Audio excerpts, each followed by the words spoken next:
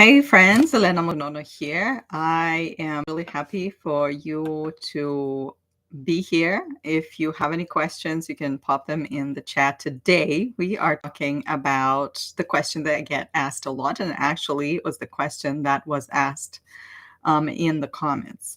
And the question went like that: do I use my native language when I teach um, online, or do I use the language that I was trained to teach, right? And this question also comes up when we, for example, talk about the idea of like, which language do I use for my content marketing? When I start my YouTube channel, do I do that in target language, in the target language, or do I do that in the language that I was trained in? Do I use English, or do I use something else? So there's a lot of confusion in that, and it can potentially prevent us from doing the work that we want to do. So today in my life, we're going to touch on all these subjects. I will start with my story. I will share my client's story. There is not one ready-made solution for it, unfortunately. I wish there was. But hopefully this live is going to give you some food for thought when it comes to, okay, so what am I going to do? Now, why is this question even there? Why are we even asking ourselves, should I be teaching my language, the language that I grew up with, or should I be teaching the language that I was trained to teach? And the answer is, well, probably there are more answers, but the answer that first comes to mind for me is the marketing that we hear a lot. The marketing that revolves around the idea of native speaker. You want to speak like a native, you want to be like a native, you want to, you know, use the words like a native, and so forth. And this actually is something that was created by marketers to build the demand for learning a language. So it's not enough for you to be able to speak a language anymore. Now you need to speak fluently. Now you need to speak like a native. Now you need to sound like a native. Now you need to negotiate like a native, read like a native, and write like a native. And that is one of those examples where the idea of, you know, being like a native or sounding like a native came and became very popular, but it was popularized because of marketing. Because when you are telling people that you want to be like a native, the native becomes this like super high level of achievement that you want to get to. And then people are prompted and are pushed to actually go in that direction. And when they feel most vulnerable and afraid that they're not like a native, or they are ashamed that they're speaking with a non-native accent, they feel kind of like second rate, and they want to fix it really quickly. And that's why it drives sales.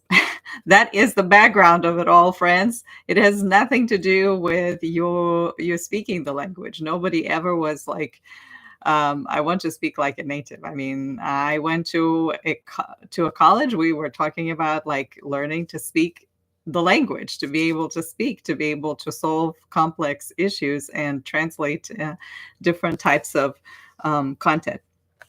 So my personal story is my mother tongue is Russian. I also grew up around Ukrainian, but I did not get educated in Ukrainian language. I can understand all of it. I can read and understand. I have trouble speaking it.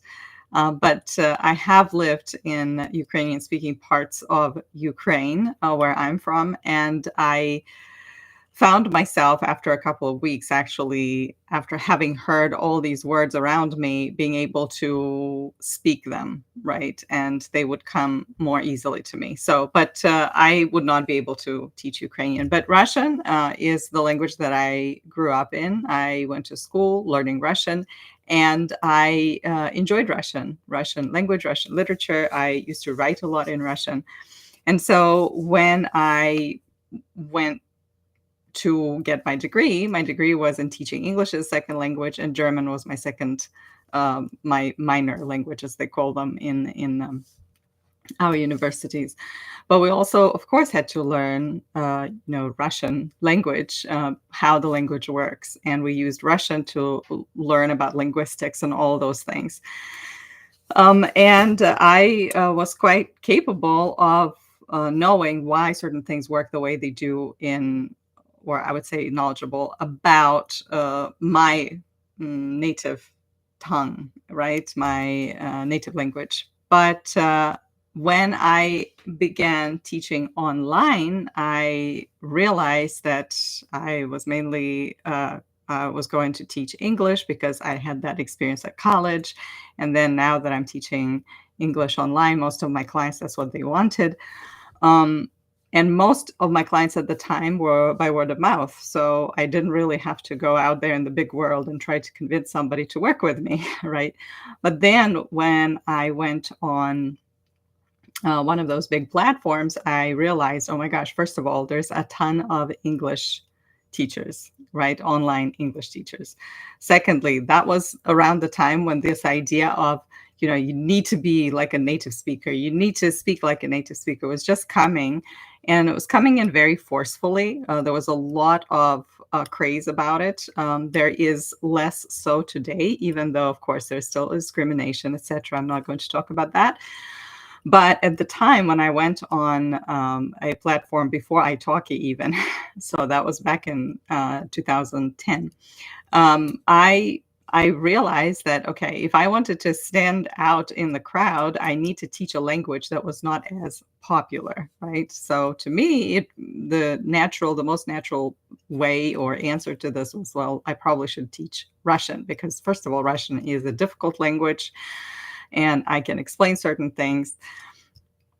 And secondly, for practical reasons, Russian has not so many teachers, so I will stand out. I will be able. So all these things. It was just I wanted to also draw your attention to the idea that it's quite, intuitive when we start thinking about marketing. The way we think about marketing as consumers is different than the way you learn to think about marketing as a marketer.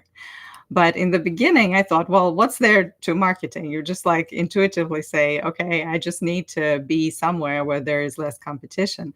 Yeah, I mean, less competition is good. And the idea of a native speaker, I thought, oh, I can be a native speaker and maybe I will attract people more to my profile. But after I started imagining how would I go about learning or teaching Russian, right, to a foreigner, and I realized that I didn't know how to do that, right? So I knew that how to do that with English. I knew how to do that with German. I had been taught and trained at college around linguistics and how languages work and how the methods behind teaching. I realized like I don't actually have the skill set to teach it. So I had an option. Okay, so either I go and actually get an extra degree or maybe a program that will teach me how to teach my mother tongue to um, English speakers or non-Russian speakers, right? Or I would I would figure out how to teach it to maybe people that are intermediate level and above. And so as I was thinking about it, I realized, okay, I really don't want to go and get a degree. I actually want to get out there and build a business. So I don't want to add an extra layer of work to myself when I wasn't quite sure. I didn't want to go for something when I wasn't even sure that that's something that was on my heart. I had a lot of doubts about teaching Russian. And then I thought about, okay, well, what if I were to work with intermediate students, intermediate and advanced? And presumably all they needed at that point is more vocabulary, more explanations of more complex structures that I can do in Russian. I can explain how it works, but already on a higher level, the way I was taught as a Russian speaking student going to a university and schools. But then I figured that it wasn't as fun for me. I realized that one of my values is to actually teach, to explain to people, to break things down, to make things more difficult, to make more difficult things easier, right? To simplify. And I like the process. I was really enjoying when people like their light bulbs would go on, and I figured that probably is not going to happen in Russian because um, I wasn't as invested in the language. And going into something to teach something just because I'm a native speaker and just because it's something that people say is supposedly going to bring me more students is not a good enough compelling motivation and reasoning, right?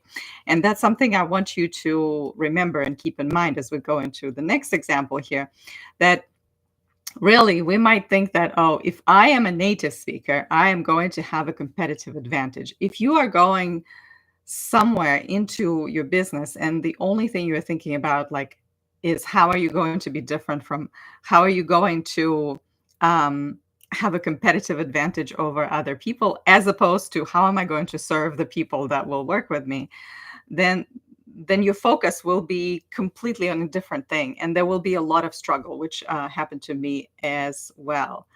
um, so value my value of bringing that, in teaching and now also in coaching would have been completely lost if I were to just teach, say, conversation based classes. Now that is so for me. It may not be the case for you. And in my next example, I want to give an example of Elfin Waters. She is one of my clients and members in the Smart Teachers Library.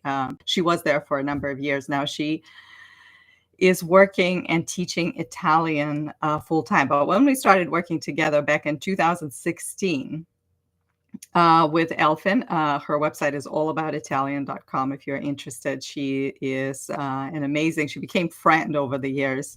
But when we started working together, she was teaching English on Italki, and she wanted to leave Italki and she wanted to create something of her own. And her own thing, when we began dreaming that, was teaching Italian, which is one of her languages. She's actually bilingual. She's both an English speaker. Her dad spoke English, and her mom was Italian. So she grew up speaking both languages. So she was comfortable in both. And she got to a point where she's like, I really want to teach Italian. And for her, it was important to work with people in Italian that are already kind of intermediate, and to give them that beauty of the language, and as well as the culture, the cultural knowledge, as well as the feeling of Italian lifestyle. And so she began writing about that and talking about that on her Instagram. She opened up her Instagram account and she started posting things about Italy and things about Italian language that she was passionate about, all the while working on the platform and still teaching English, because you need to bring in revenue. She did, with the work that we were doing, she did manage to raise her prices and leave Italki eventually. But as she was building her audience and her community on Instagram, people started asking her for classes, and she started working with people teaching Italian. And at the time, she was teaching both Italian and English. But eventually, she created an offer that was a high ticket offer. Currently, she is selling Italian retreats. And she was able to sell it to her audience on Instagram even before she had a website. So that's how she was able to build that community, using her love for the language. And also for her, it was enough that she would be focusing mainly on speaking and speaking confidence and fluency. And I'm sure there were for her like light bulb moments with her students, but I know for a fact that that was something she was ready for, and she really wanted to do it. And so again, you want to do it not because it's I'm a native speaker and it's going to give me competitive advantage because I am going to be just going into the market that is less saturated. No, your compelling point to do anything is to say, I love doing it. It resonates with my values. It brings me a lot of pleasure and delight, and I want to do this. Okay.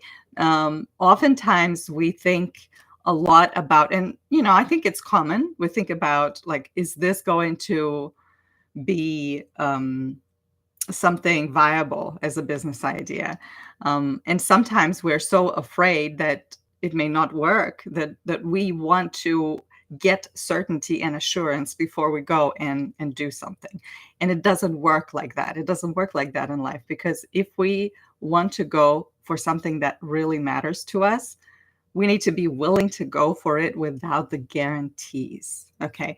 And often in this question and quest for what if I teach this language because I'm a native speaker, because I have more chances, because not everybody is learning my native tongue, right? But rather, everybody's learning English, and I'm also not a native speaker.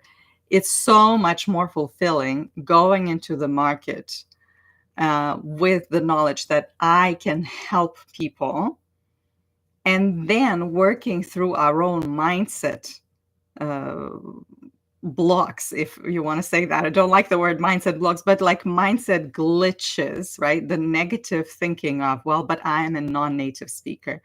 Because if you are able to overcome that resistance that comes up in you that, oh, I'm a non-native speaker, instead you can look at it and say, yeah, I'm a non-native speaker, and that is why I am more capable to help the audience. And here's why, or here's how. So that is what I want to encourage you to do, to spend less time worrying about, is this going to work? Is this going to be successful? And if I don't have the guarantee, then I might as well not do it, because you will never have the guarantee. And so if you feel strongly that you want to explore the language that is your mother tongue, and you want to bring it, and you want to connect people to your culture, by all means do that. It wasn't as strong for me. And so I chose to teach English. And later, I actually moved to coaching language teachers. And by the way, not just English teachers, because that was also a big decision for me. Um, yes, I can see. Right. Going into something that is based on passion.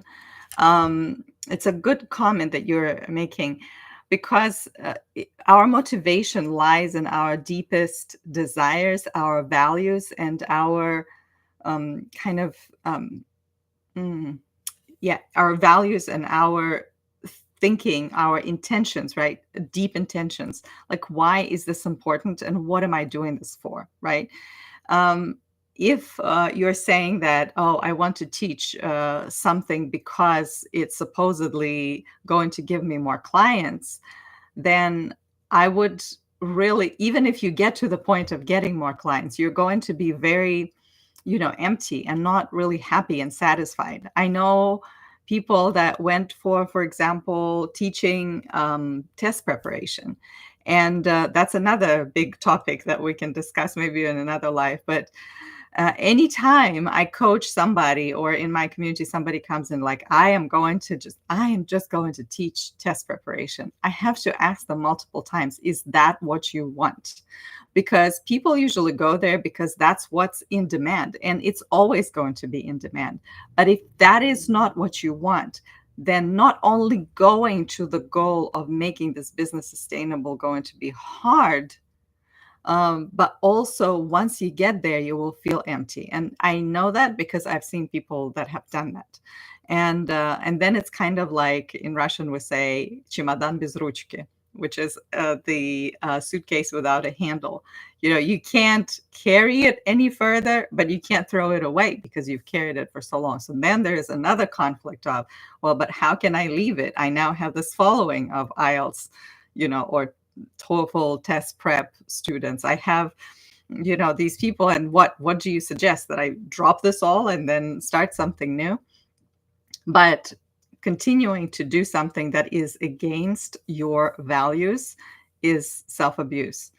And it's not going to be ultimately fulfilling, even if you're going to make, money, and a lot of money. And I knew people that were making a ton of money, and they're teaching test prep, and their health was falling apart because of all the demands and all the pressure and constantly having to sort of convince others. So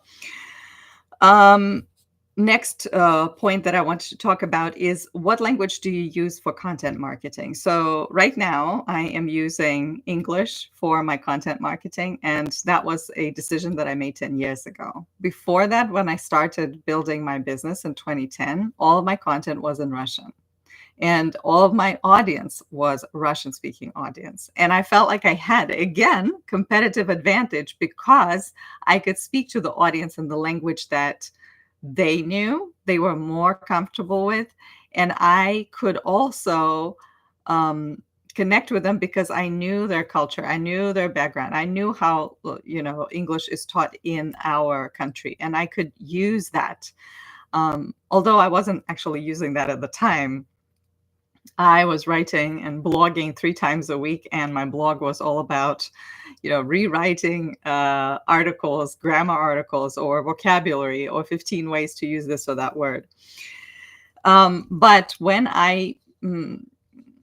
that business idea fell apart because the war started in Ukraine, and most of my clients that were in Ukraine and Russia could no longer pay the amount that they were paying, I realized this is an opportunity for me. Okay, I just have to say that I didn't just realize that the moment it started. Okay, for 6 months I was hoping things would go back to normal, but when I figured that, okay, it's not going to be, I was in denial for a while. Okay, I just want to give you this context so you don't think that, like, this rags to riches, oh, I was being paid this much and now I'm being paid this much. So no, there was a lot of internal turmoil. There was a lot of questioning. There was a lot of like, well, but how can people accept my English teaching? I mean, I understand how Russian speakers can accept my English teaching because I taught a college in Ukraine, right? And I had clients in Ukraine, I had clients in Russia and things like that. But how can people accept me outside of Ukraine? How can they see the value that I provide for them? Because I'm a non-native speaker. And that was a very interesting time of self-searching, to recognize and see that you can bring value even if you are.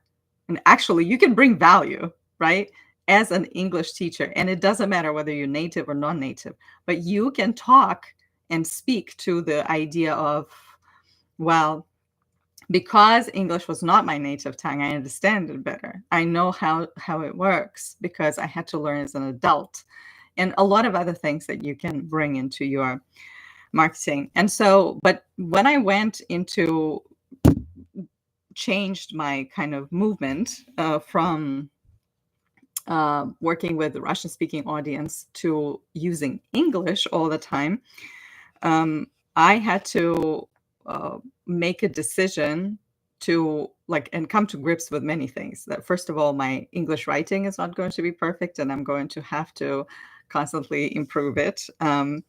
And also that I will potentially lose my Russian speaking audience.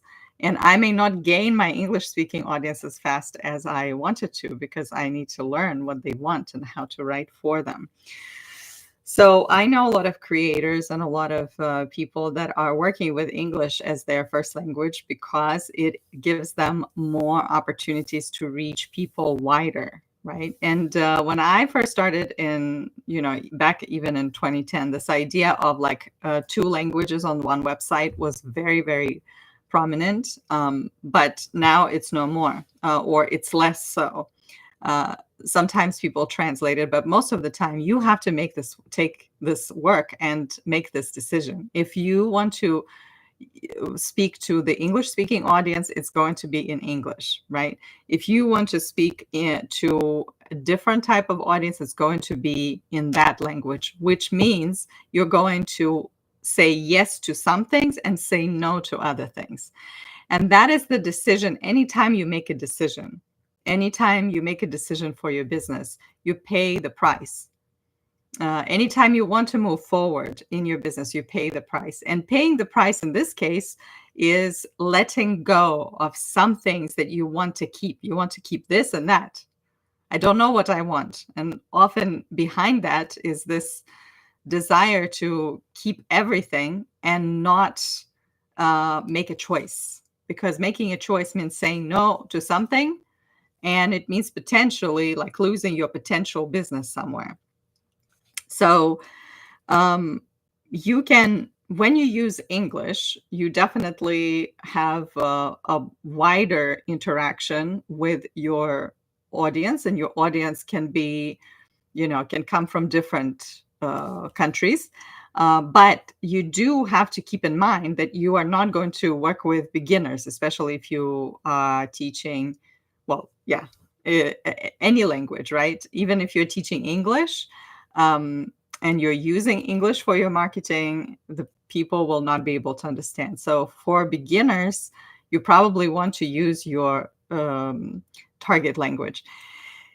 And likewise, you will use your target language, your language other than English. If you only want to work with the audience that already has a certain level, say in French or German, Japanese, and that way you will immediately cut off the people that are not your desired audience. That is actually an easy way. If you want to work with people, with intermediate French or German or Spanish speakers that are looking to improve their Spanish, then you can use just Spanish or, French or German, because that way you will not get people that will read everything in English, understand, and fall in love with you, and then come to your classes and realize, ooh, that's a little too advanced for me. So that's one way of doing it. Another way, again, for a while, some people in the library have done that, is create content in both languages. So for example, if you're posting on Instagram, you're doing in one language and then in another, in the other language. I would not recommend doing this because it's a lot more work, and it does not serve any purpose. Like if you want to work with people that are already proficient in Italian, do all the content in Italian. If you want to work with people that are beginners and they want to learn Italian, do all the content in English. Okay, because then it makes sense. Or you can also choose to do everything in English because it just it's easier for you. Like, I mean, I probably today I couldn't write any article in Russian as much because of all the work that I've done learning in English is done in English. So for me, writing and speaking in English is probably much easier than doing that in my mother tongue. But if I were to like sell another language, right, and all of my marketing was in English, I would have to always specify and qualify that these resources or the work that I do is targeting this group of people, right? And making it very clear.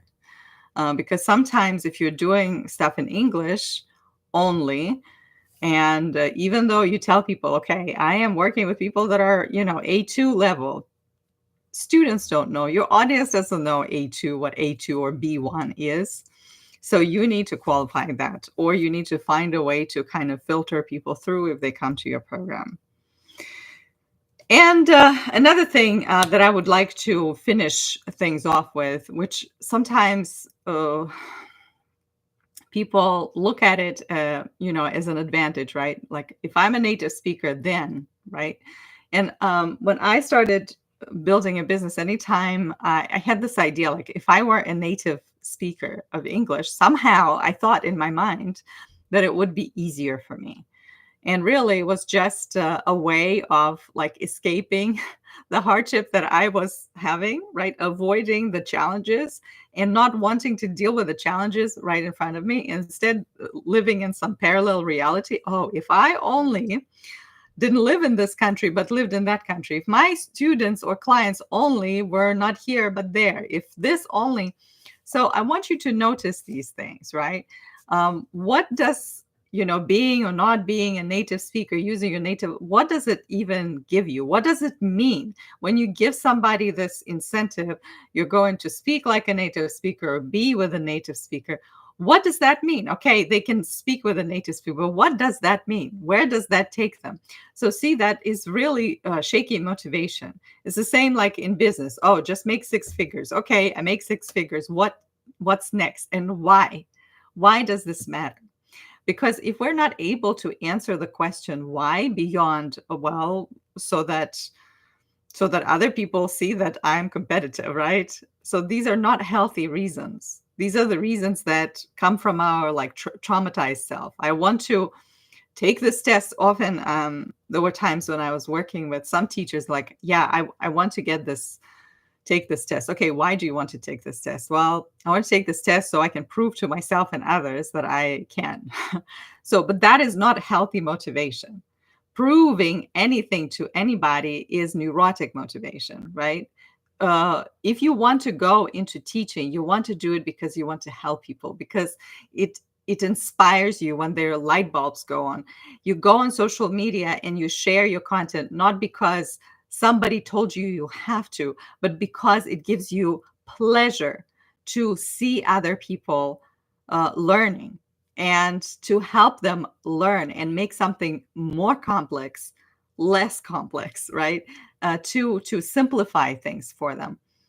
Think about your motivation. Anytime you're doing content, anytime you are feeling like you need to push yourself or you need to create a different motivation or prove something to anybody, ask yourself why you're doing this. Because if it's not based on I want to help people and I want to see them succeed, then at some point you're going to really have to push yourself really hard, and at the expense of your own health, at the expense of your own mental health, at the expense of many other things that people lose along the way when they push themselves towards the goal just because they want to be first or they want to be best or they want to be they want to stand out somehow, like as opposed to all I want is to help someone. Okay, so that is what I wanted to share with you today.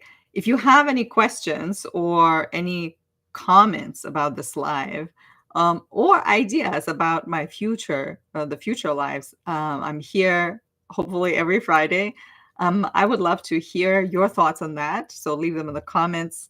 If you love this live, please subscribe, share with other teachers. It means a lot to me, and I think it's going to be helpful to other teachers as well. I wish somebody had told me this about 10 years ago. Would have made my journey much, much less stressful. I appreciate you being here, and thank you so much. Have a lovely weekend.